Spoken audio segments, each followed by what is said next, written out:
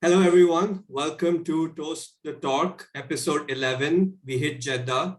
For everyone, why everyone's smiling is because this is take two. The first time we did this, Zoom crashed the moment I said Jeddah, and that's saying a lot about the circuit. But we have our familiar faces on this panel of Toast the Talk. Quick introductions, Twinkle, Amaya, Vignesh, and Bharat. Bharat wasn't planning to turn up today, but then something happened in yesterday's race that made sure that he would turn up today. So we'll talk about that in a while. But along with that, welcome to Toaster Talk, our talk show / quiz, where rule number 1 is the points don't matter. Rule number 2 is I, as Michael Massey, get to decide who gets what points, how many points. And the winner gets to walk away with the rights of being called the F Fanatic. Vignesh has been our in-house winner for a while. So if people...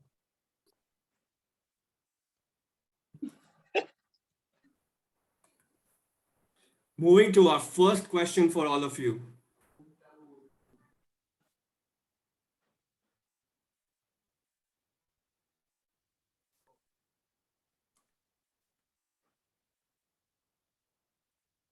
Any guesses you guys want to take? Hey, I can't see. Twinkle, you're on mute. You're not sharing your screen. We can't see your screen. We can't see your screen. Yeah, can't. The Jeddah circuit.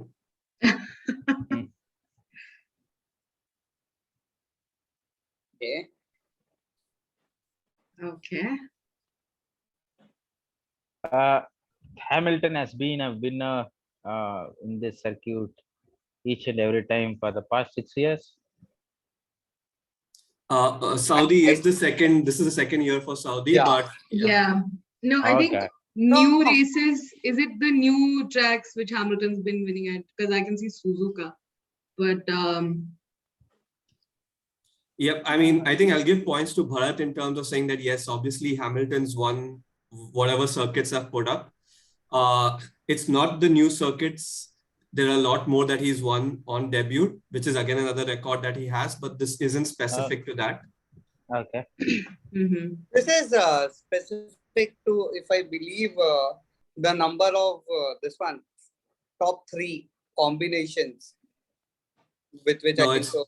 no. It's nothing to do with combinations this time. Is it where he has not started from pole position or from the first rows and has still gone on to win the races? That's a smart guess, but not what I'm looking for. Okay. Oh, I can see this. I remember this is, I think so, the time when Hamilton was like thrown out of the queue. The races. Nope. The clue, I'll give you guys a clue because this is obviously sounds pretty random, but it has something to do with what Saudi has become famous for, or the Saudi Grand Prix, I should say. The pole, the person who started at pole crashes. I don't know. Is that? But somebody no. crashes for sure. Yeah, I mean it's got to do with crashes and what happens when there's a crash. Flags. Red flags. Yeah. So these are basically 6 out of the 7 races that Hamilton has won in the last 14 red flag races over the last decade. Oh, wow. Okay. Hamilton has the highest number of wins in red flag races. Oh, okay. Yeah. Okay. I believe the only red flag races where he had a problem was, I believe, last year, or was it last year? Last year when Perez won the match. Yeah. No. He won the race. Perez won. Yeah, that was, I believe, that And was when one he more crashed, race I guess. where this was in Imola. Yes. Sorry, Monza. In Monza, when during the red flag, actually, there was this one not entering the pit stop because I think so. A Haas was parked near the pit entry and he had actually gone in, and that's the time when the pit had a red flag that you cannot come into the pit, and that's when he had actually hidden in it. Last time, when he was preparing for the start, I think you guys can see the smoke coming out from Mercedes, right? And all the cars were standing in calmly. Baku. I think that was Baku, right? Magic, This magic start button. Yes. Yeah. But I mean, the reason why I brought this up was I wanted to ask everyone, like, what did you think about Hamilton's performance yesterday? I mean, it's been ages since we have seen him not cross Q1. Let me start. So the performance was below average, is what I can say. It was a combination of all the races. Is the combination of cars and drivers. I don't deny that Lewis Hamilton record or Lewis Hamilton's talent in terms of racing. He is a very, very talented person, a great driver. But at the same time, he should not deny that he's having an average car or worst car. He's having a very, very great car. And my thoughts is in that very good car, when I consider his performance, it's below average. What are your thoughts, Twinkle? And that's a ridiculous statement, first of all, I'd say, because the last two races, I mean, the first two races of the season, you could see that every time in Q1, the cars that are out are the Mercedes engine cars. So Mercedes definitely has a horrible, horrible engine. The fact that they are still able to perform, I mean, even Russell yesterday, I think he came up P6, I guess, P6, yeah, he finished P6. And if the car was honestly that much better, he would have definitely done better. We've seen him do better in Abu Dhabi, I guess Bahrain in 2020 as well, in that Mercedes car. So the engine's definitely at play here. And I think yesterday there was definitely something wrong with his car, because you could hear him say that he couldn't even understand the car performance in any of the sectors, when he was told by his engineers that in the first sector he was actually off by a second. He didn't really understand where that really came from, and he couldn't really understand the car performance, which is something that you never see from Hamilton. So definitely there's something wrong with the car. He did miss a few of the apexes, but that doesn't mean he finishes 16th if it's not the car. I mean, I could understand that if he finished 12th, 13th, whatever, that would still make sense. If he missed a few of the apexes, I mean, I guess it's definitely there's something wrong with the car. I hope they're able to fix it today. I hope he starts from the pit lane today and does what he is very good at doing. That makes sense. I mean, we all know that Mercedes engines are struggling at the start of the season. We've been seeing that across all the engines that have come through.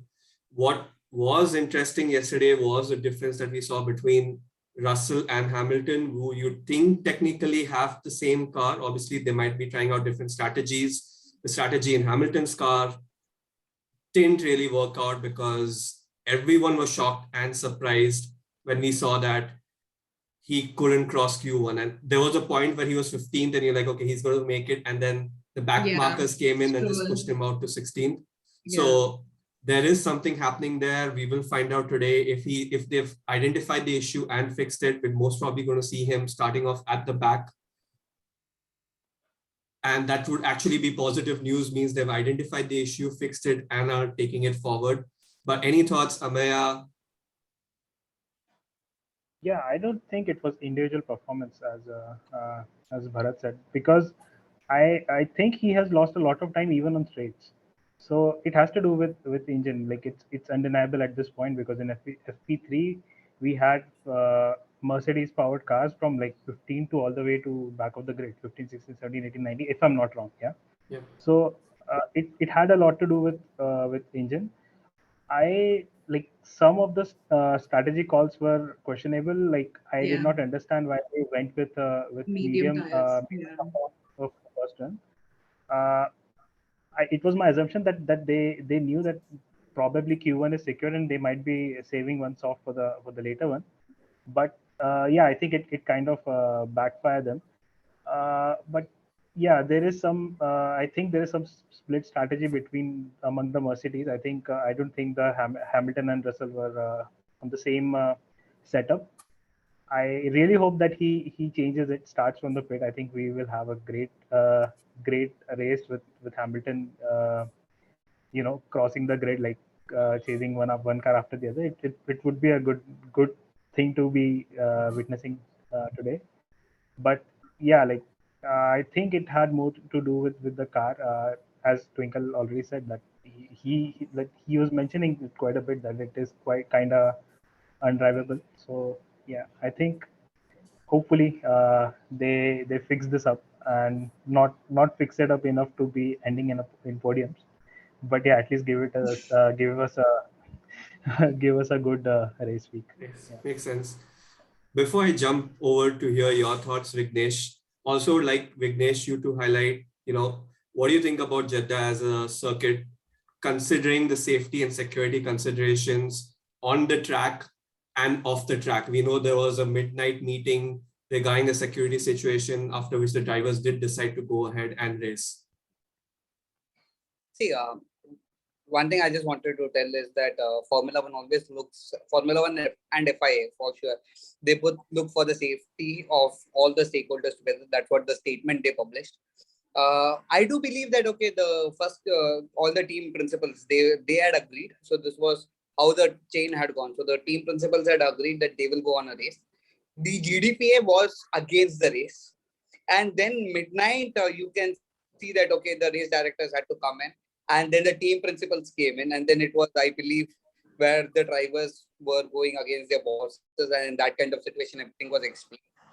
The risks were told. And in that way, they felt they could go ahead with it.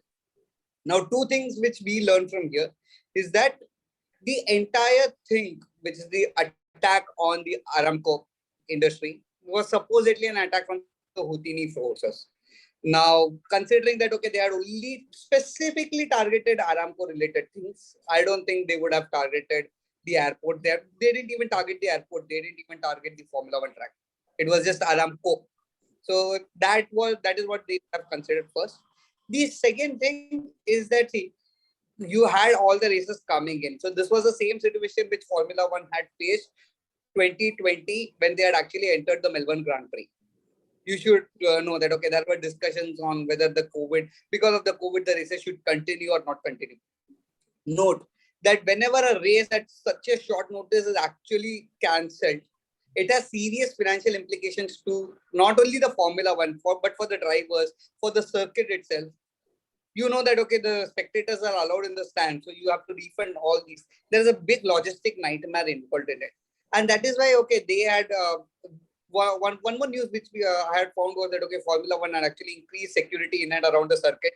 The Saudi Arabian government had actually declared that a safe zone and only ensured that, okay, selected people are entering so that there is no further precaution. They have taken a lot of precautionary measures, and that way I believe, yeah, going ahead was a good alternative.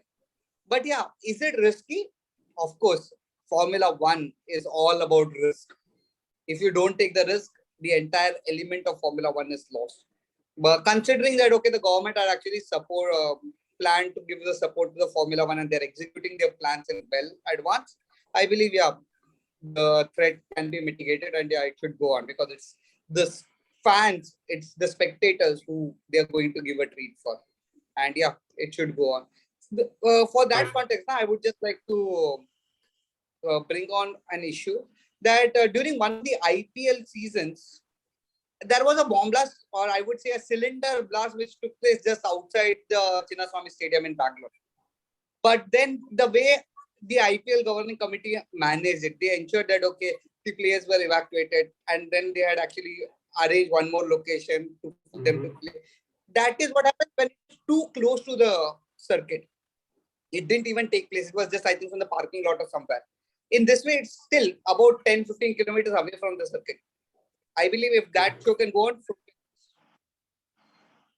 No, thanks a lot for that context and background. I want to get back into the safety and security within the F1 track itself, right?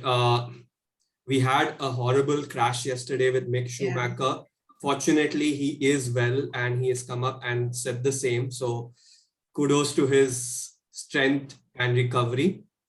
But the question mark is, and this is something Twinkle had raised in 2020 show also when we hit Saudi, that is this really a safe track?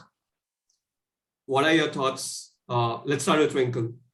Yeah, I hate the circuit. I think it's extremely unsafe, especially because you try to make a very fast street circuit with no runoff area.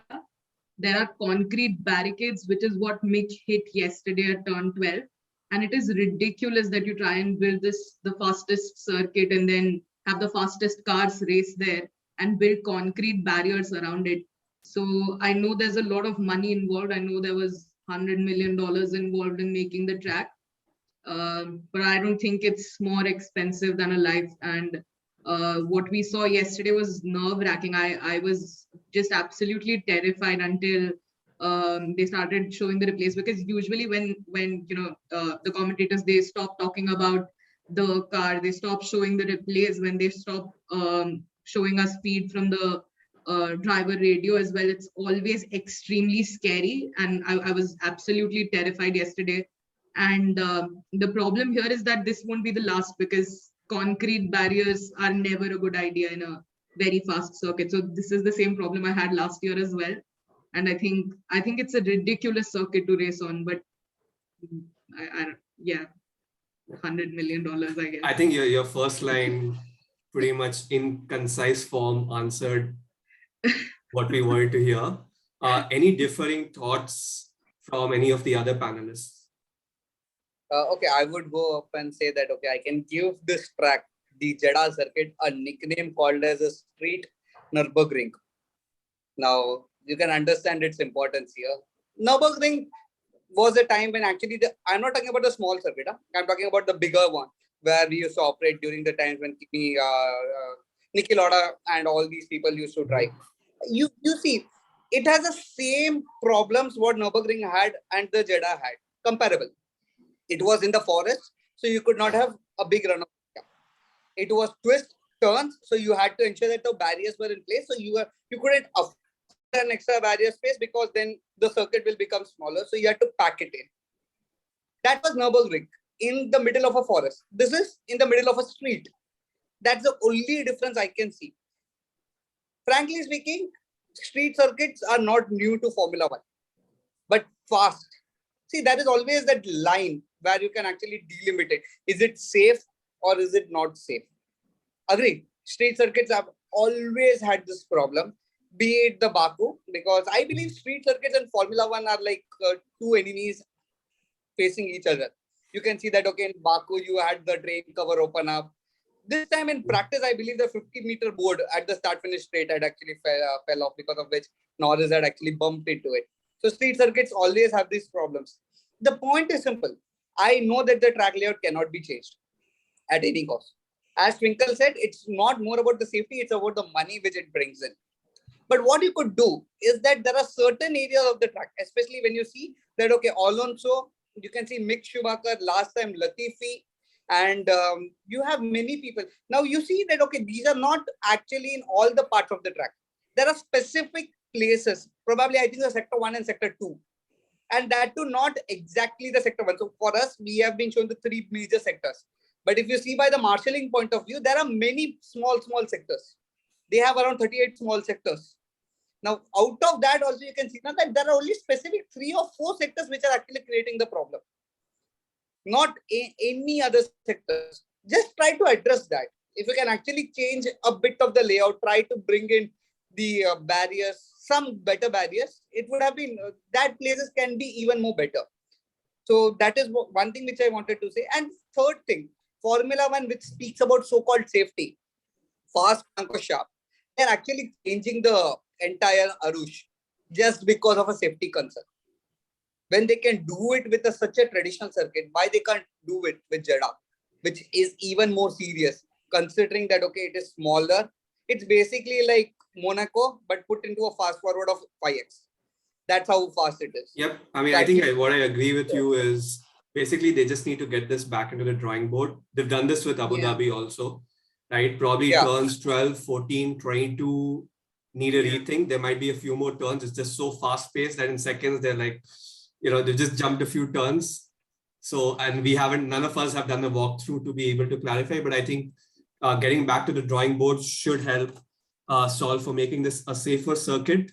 And I get it that there is risk involved, but there is a limit to the risk that I think we want to take, and human safety is way above that. Yeah. With that, we'll move on to our next topic. I'm going to give Bharat and Twinkle 10 points each for the teamwork to get to the answer. And moving on to our next question.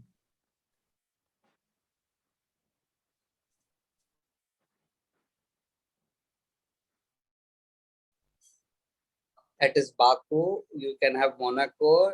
That is, I think so, Italy, and this is Bahrain. Now, It's not Baku, the first one.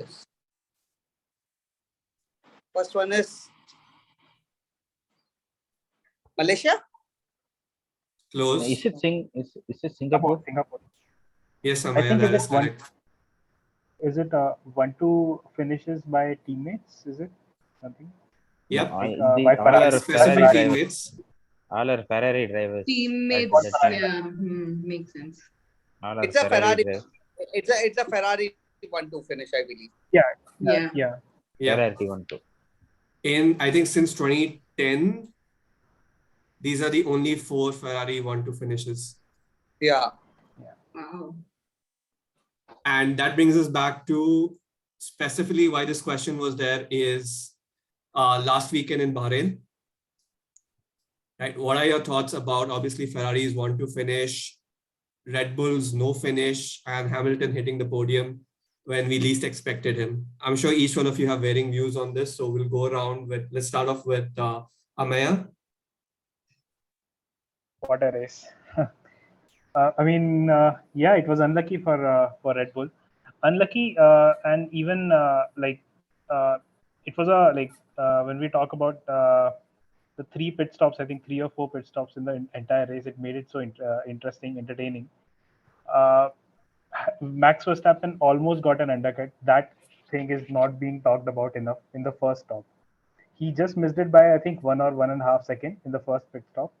And after that, I think it was very surprising to see Charles Leclerc outdriving Verstappen like that. Like he's not attacking. He's not trying to defend the first corner at all with Verstappen. He's just waiting to get the DRS after the first turn. So I mean that I think that was a pretty big reason what was a differentiator between Leclerc and Max Verstappen. Then I think the fuel fuel issue, I'm not too sure what happened. I don't think it was about the engine. I think it was something to do with that fuel pump not sucking up the fuel, and I think they ran out of it. But yeah, pretty unfortunate for it. But what a race. Like I don't know how every craziness that happens around the track gets played into the Mercedes hands at the end of the day. P3, P4, like they couldn't have even imagined it in their wildest dream that they'll be coming out of Bahrain with a podium after the quali and free practices they had. So it was a good weekend. I personally find Bahrain pretty boring track, but yeah, it was a amazing race last weekend. Nicely summarized. Let's hear Twinkle's views on that. So I had predicted this in the last show that it will be Leclerc, Sainz, and Hamilton. And that's exactly how it ended up. I was surprised at the end of the race because I had no hopes of Hamilton at all overtaking anybody at the top. It was fantastic that he overtook Perez in the beginning, but that his car couldn't pull it through further than that. So yeah, it was pretty fantastic. And I think I've always said that Charles Leclerc is one of the finest, calmest drivers in the current F1 grid. And he showed exactly that in the last race. He's very smart. I think he was not just trying to burn off his tires and, play. Just aggression does not get you very far. And that's what Leclerc sort of showed us in the last race as well. And it was just a fantastic drive. I think Sainz could also do the same thing. Sainz is absolutely capable of doing the exact same thing. Also very calm, very composed, very smart drivers. So I am hoping that in today's race, it's Sainz won at least. So that would be pretty interesting to watch. Let's go over to someone who probably wants to forget last weekend. But Bharat, Yes. what are your thoughts on last weekend? It was a heartbreaking race in terms of in my point of view, because I'm so happy for Ferrari, uh, P1 and P2 last week, and I'm so happy for them. They're back on track, and this year, like I told you, it's going to be three-way fight between Ferrari, Mercedes, and Red Bull. But I'm equally very sad by Red Bull's issue, which they faced in the last race. Both drivers faced the same issue, I believe. And Sergio Perez was in verge of getting the the third place, and I think he could have catched up Sainz pretty well, if he was continuing in the race till the end. But unfortunately, we missed out. But we had good moments too during the last race, like Kevin Magnussen's P5, Valtteri Bottas points, uh, Zhou points, the Chinese driver points, and we had good and amazing moments too. And I was, replaying and playing and playing the good. I want to see Gunther's happy face, so I was really feeling happy now when I saw him smiling. And yeah, we had some amazing moments, but tough weekend for Red Bull, and hopefully today it's going to be the exact opposite, P1 and P2, buddy. We will I think it discuss was about that in a already. while. I think it was already the exact opposite of last week. This time Tsunoda's out from qualifier. Last week it was just Tsunoda who somehow managed to finish the race. And this time all the other three Red Bulls are there. Just Tsunoda's out. Yes. Correct.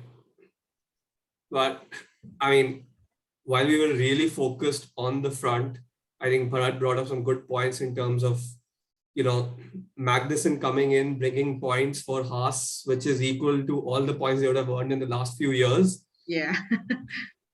Right. And there were memes going around of how they used, all the sponsor money Mazepin probably brought into the car's research and stuff. And that's finally paying off once Mazepin's out.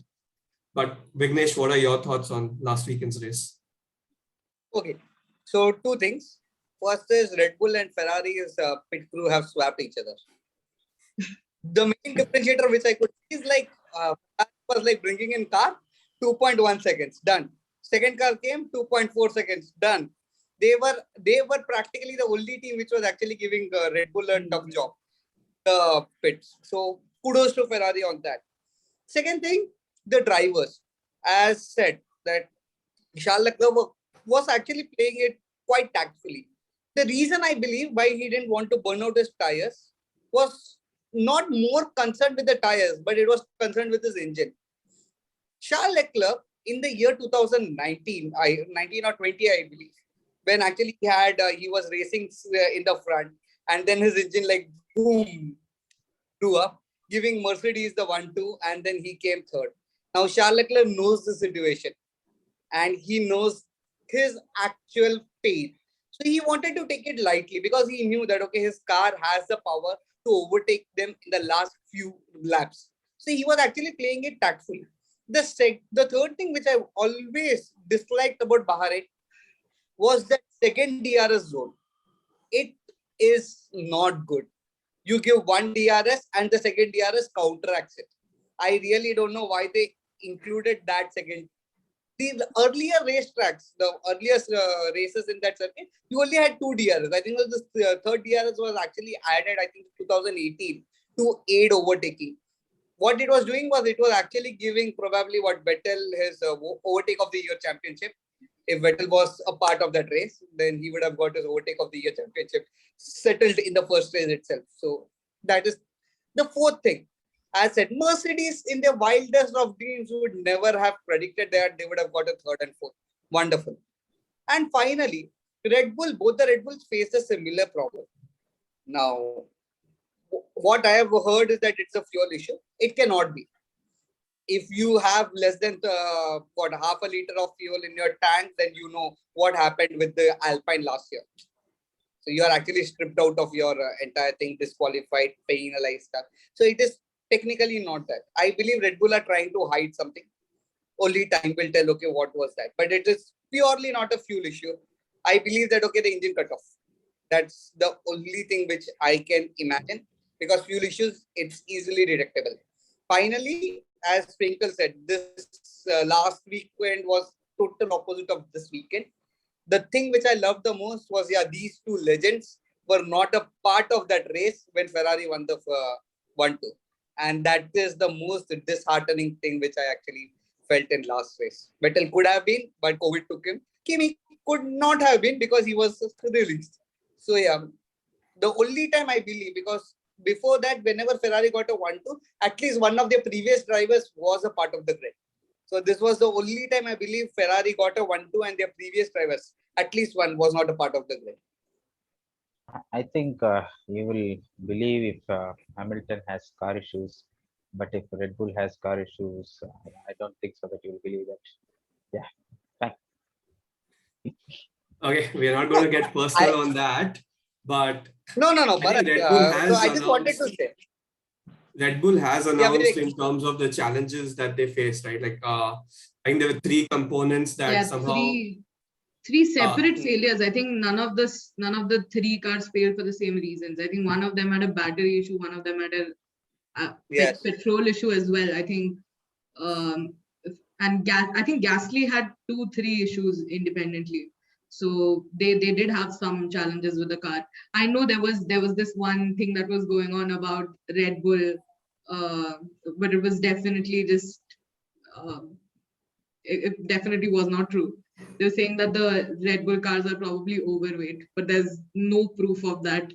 They weigh the cars before the race, so there's absolutely no truth in that. But we all know how media works usually. More than that, what I like about this race is I believe 4 people have actually changed their units, which is like just the second race, and then you have to change your units. That's the most funny thing which I found about this race. No, but that's because of the new regulations. That is bound to happen in the first couple of races. And I mean, to be fair, I think both Mercedes and Red Bull obviously spent a lot of their focus for last year's championship. Yeah. And there have been massive changes that have come in this year. So those initial teething problems would be expected. We wouldn't want them to be there, but I mean, it is expected when you have such massive change and you've been focused on the ball for last year rather than the future. And the teams that actually focus towards 2022 are getting that initial push, right? The current order that we see is a lot of teams that told us that 2021, whatever, we are focused on 2022. And that difference is showing up at least in this initial phase. Yeah. And I think at least for Red Bull, they have very minor issues. Those can be fixed in 1 or 2 races. Mercedes definitely has bigger challenges to sort out here. I don't think they're contending for the championship yet.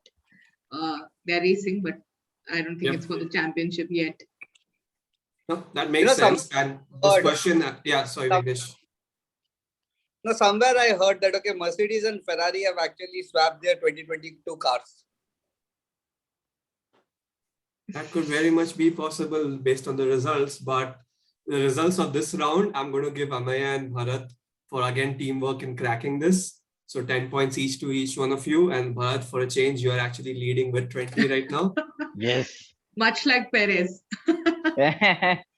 Let us see if moving on to overtake. Moving on to our last question. Mexico flag, I can see. Yeah. It's about Perez, obviously. I mean, okay, obviously. So if it's about Perez, that can be the hint. First Mexican to ever score pole position in F1, is that it? Pole position. Yes. So what about the other 2 places? Like Twinkle, you're right on the answer. Okay. Now, might as well as get the other clues in. Is this Baku? The first picture is second picture. First picture is Baku. Any? No, I'll give a clue. The first picture is somewhere in South America, and the second picture is somewhere in Europe. Okay. I think so. Is it related to Carlos Sainz and this guy, Leclerc? No. Carlos Sainz is not from Latin America. I mean, no.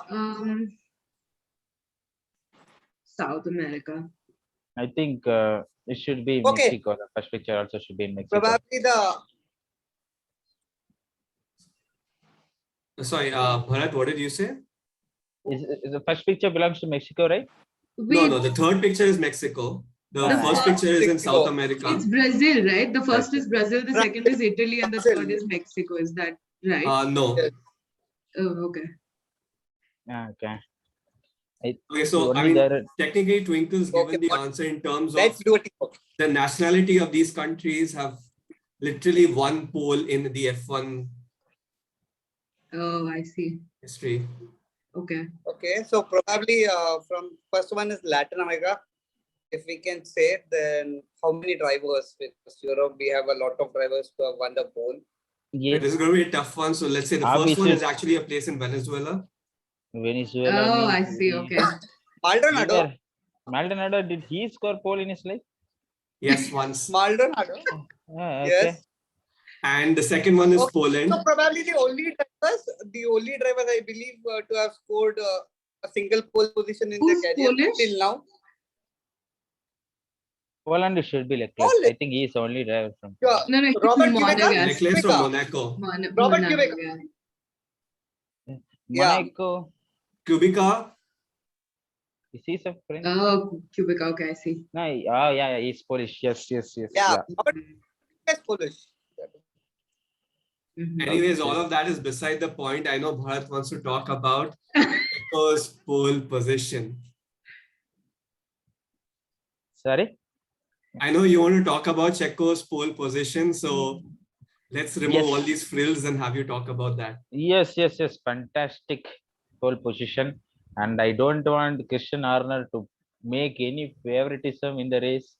And if that is the case, I'm going to unfollow Red Bull and I'm going to follow only Perez.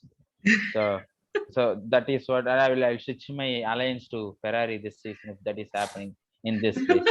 So I literally want Perez to achieve the success in this race because he has worked so hard. People were criticizing him last year, the entire last year, for not being up to the mark, and I believe that he is one of the successful driver to compete to be in the second seat, because they tried with Gasly and they tried with Albon and they tried with they are even having many more test drivers at their end, but none of it worked out, and they stick with the Perez for this season. That means he's having a lot more capability, and this race showed off his capability, and this is going to be Perez day. And if Horner is trying to do any kind of tactics in this race, then I'll be little disappointed. So it should be Perez P1 until and unless if he's having any car issues or any good overtaking. Any other thoughts the other panelists have? I mean, it is a great achievement. Yeah. After 215th attempt, like it is his 215th attempt, and he's finally got to a pole. I think seconds till that Q3 was closing out, it was Ferrari 1-2 is what everyone was looking at, but that was a drive of the century from Perez's perspective too, which he highlighted in that conversation, saying that I could do 1,000 more races, but I don't think I can beat that particular drive that I had. But what are your thoughts, Twinkle, Amaya, Vignesh? I think that was a perfect lap. It was such a beautiful lap to watch. It was fantastic. I had no hopes that Red Bull would end up ahead of Ferrari at the end of the qualifiers, but Perez just did the best lap that I've seen, at least so far in 2022. That was a beautiful lap. And I think it was time coming now for Perez, because he's done a brilliant job in, I think it started 2020 Abu Dhabi, where he started showing his true colors, and he's just been performing brilliantly. I think he would have been the perfect second driver for Mercedes, but I guess. So yeah, I am extremely happy for him. It was a wonderful lap to watch. Yeah, the wingman's clipping his wings and probably becoming the man himself. Yeah, that Amaya? would be lovely too. So that is, I think, one scenario where I'd support Red Bull if Perez is leading the championship. Cool. And I think they will be going for a constructor championship anyway. I think that's time. They don't have a pressure of making Verstappen the youngest world driver champion anymore. Yeah. So hopefully he's anyway they not the go. youngest drivers champion. But but that was the narrative that they have been driving for years, that they want to do that. yeah, So once they have the drivers' championship in the pocket, I think this year, if they are not going for the constructor championship, that's a big loss. That's a big shame.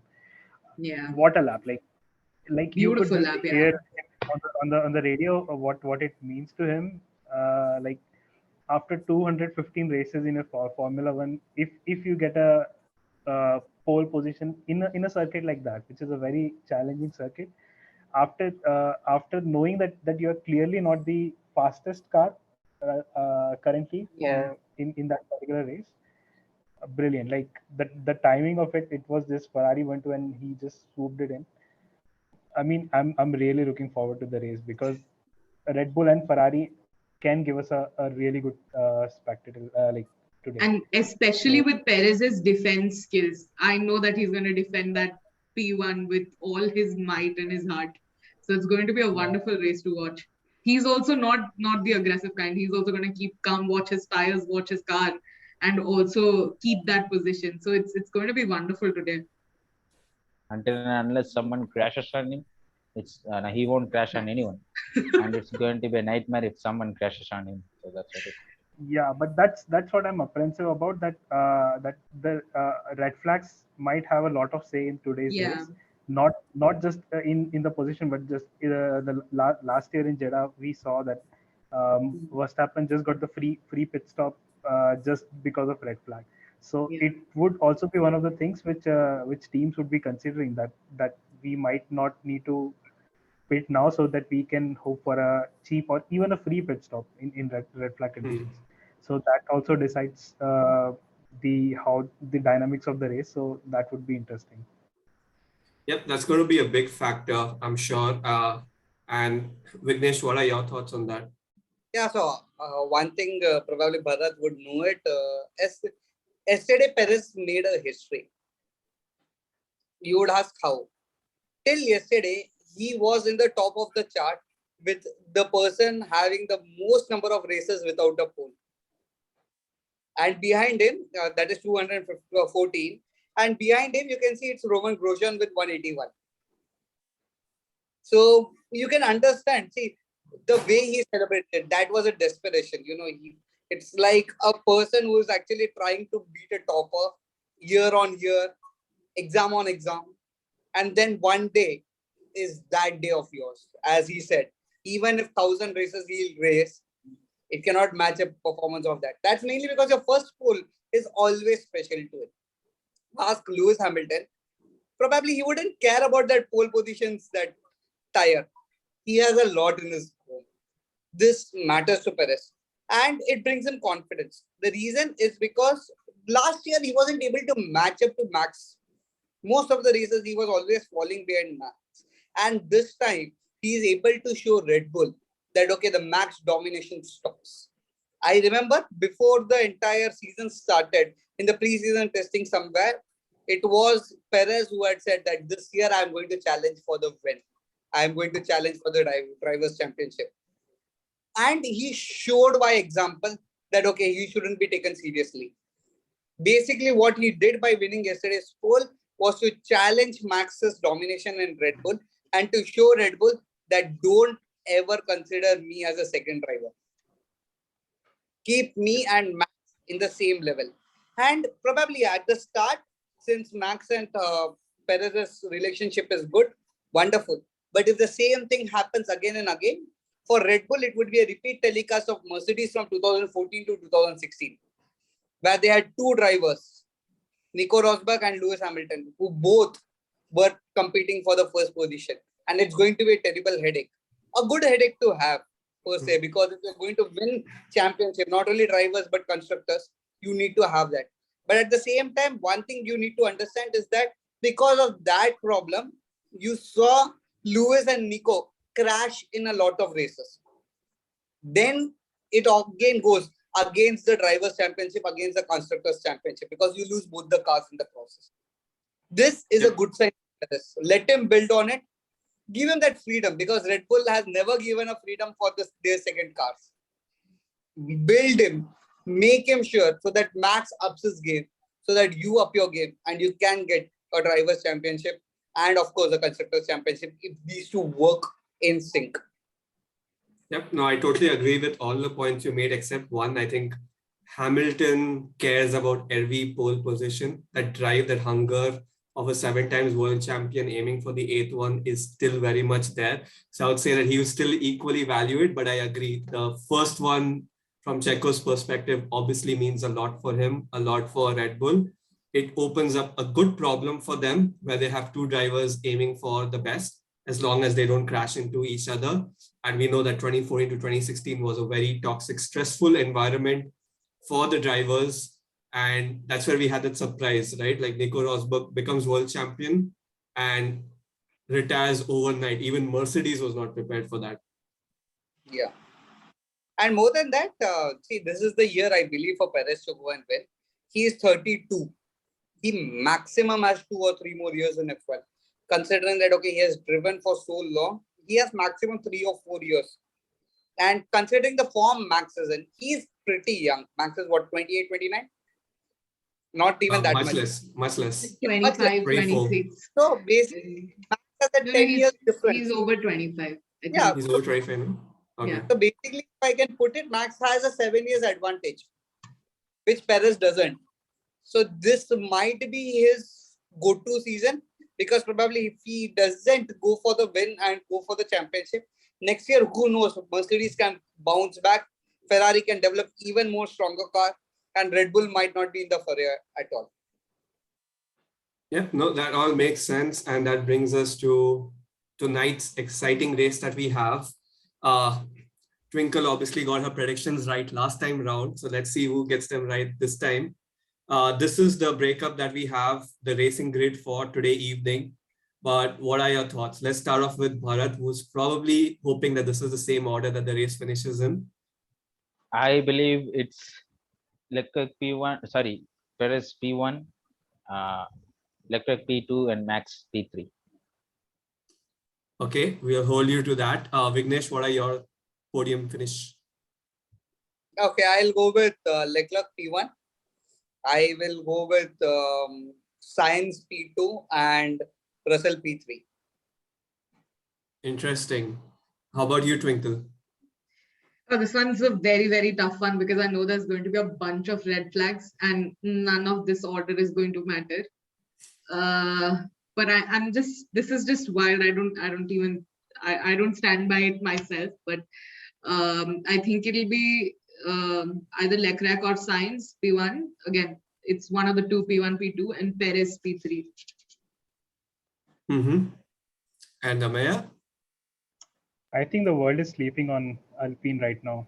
I really think they have a lot of things to say in today's race. I feel Leclerc, Charles Leclerc P1, Perez P2, and Esteban Ocon P3. Wow. Because I don't trust Verstappen to not go into the wall today for some reason. We'll see. So yeah. Yeah, no, I think I was going to go with a similar approach in terms of the red flags are going to play out. And I think what's going to happen is from a strategy perspective, each team is going to be able to manage one of their drivers and sort of play out the other driver to hold out the position for the first driver. So I'm thinking Ferrari is going to have Leclerc in the top. Perez is probably going to be 2. And I have a strong feeling that looking at the order, Alpine is probably going to sneak in with that 3 over there. Though, but the fact that we also have 2 Ferrari engines as such, I also think that, Mercedes with Russell might also be able to sort of get into the top 3, but my guess is it's going to be Ferrari, Red Bull, Alpine. But we'll find out today evening. But one thing, as Vivek, you said, right, in the first question, you said that, okay, Hamilton has won 6 out of the 7 red flags. Who knows that with Jeddah on the foray and with red flags planned, you never know that, okay, he might actually go on the top. Street circuit's difficult to overtake. So that's why I would have said Hamilton. I would have jumped to Hamilton first. But street circuits are difficult to overtake. So I definitely think he'll finish in the first in points. He might even come very close to coming 4th, 5th, but I don't think he's gonna go. I don't think it's going to be a podium or a win for Hamilton today. Jeddah's very difficult to overtake, as we've seen last year as well.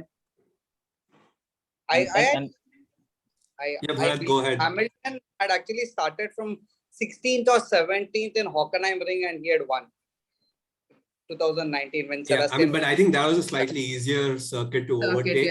Yeah. So in that way also, I believe that okay, red flags odds he might crop up, but yeah, he's not in my list. So Yeah, Bharat, you wanted to say something? yes, and this is really an exciting race, because what I'm saying is, in all the teams we can say this driver is number one, this driver is number two. Within the teams itself we can say, but I can't even guess in the team Ferrari who is number one, who is number two, because we can see last year's driver championship, Leclerc and Sainz were almost same, and Ferrari is a team to watch out this season, and they're having an I mean, amazing based on lineup. the contract, I would say it's probably Leclerc is number one, but based on the track, you can, Yeah. yeah, both of them have Smooth shown that. operator. Yeah. So it's going to be exciting race, and it's going to be tough. Like one of our panelists mentioned, it's going to be really tough for Hamilton to overtake in this race, because all the cars are having potential this season. Is what I think. Haas is performing really well, and we totally forgot. Bottas literally nailed yesterday's qualifying, and he's going to, he should come across. He should overtake Valtteri Bottas. He's having a lot of good drivers in front of him, so it's going to be little tough for Hamilton. Valid, Bharat, probably now Hamilton would actually be feeling the need for Bono to say that, okay, yeah, come on, tell him. And then Bono would reply, no, bro, he's not in our team anymore. Yes. Very much possible. With that, the last section, all our panelists have been putting their money where their mouth speaks in terms of the F1 Fantasy League that we have on the official F1 Fantasy League. It's called Toast to Talk Fantasy. If you as viewers want to compete with us, the QR code's right there.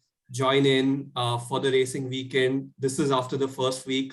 For a change, I'm there on the top, but I don't know how long I'll last. But we do have Twinkle, Bharat, and Vignesh in the top 5, along with Shweta, who's been another panelist with us. Let's see how all of that plays out after Jeddah. I'm sure there's going to be a lot of topsy-turvy movement in that rankings. Any last thoughts our panelists have before we close out for today and tune into the race tonight at 10:30 p.m. IST? Final words from our panelists. 3 words from my end. Sergio Perez win. Perfect. Yeah, I think this is going to be a pretty boring race besides the crashes and the red flags. I don't think there's going to be a lot of actions, just strategy calls during the red flags, predicting them right, getting them right, I guess. But beside that, I think this is going to be a pretty boring race, to be fair. But yeah, let's see how the fight in the top pans out. Really looking forward to Perez and Leclerc fighting it out in the top. Yeah, Amaya? This circuit was the circuit which was the inflection point for the last year championship between Hamilton. Like, all the bitterness came forefront.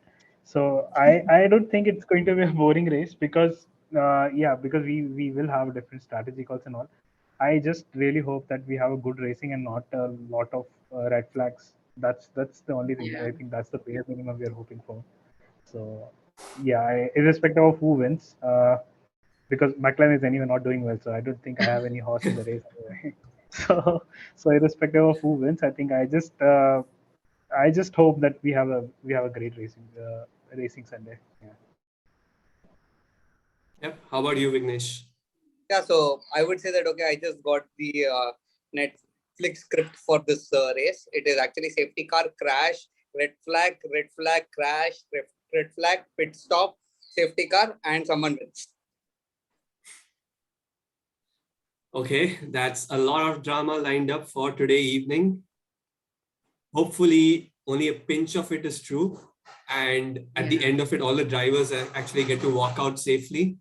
So with that, thanks a lot, all of you, once again, for taking your time out, sharing your thoughts, revealing your colors, rooting for your favorite teams. I think that adds all the more excitement in this conversation that we're having. For all our viewers, this is the Toast Network. We do cricket, tennis, F1. If you have any questions for our panelists, you want to be on the panel, drop us a note in the comment section, and we will see all of you in 2 weeks' time with the Australian Grand Prix. Thanks a lot once again to all our panelists. Thank you, Vivek. Thanks a lot, Vivek. Thank you. Thank for you. having us.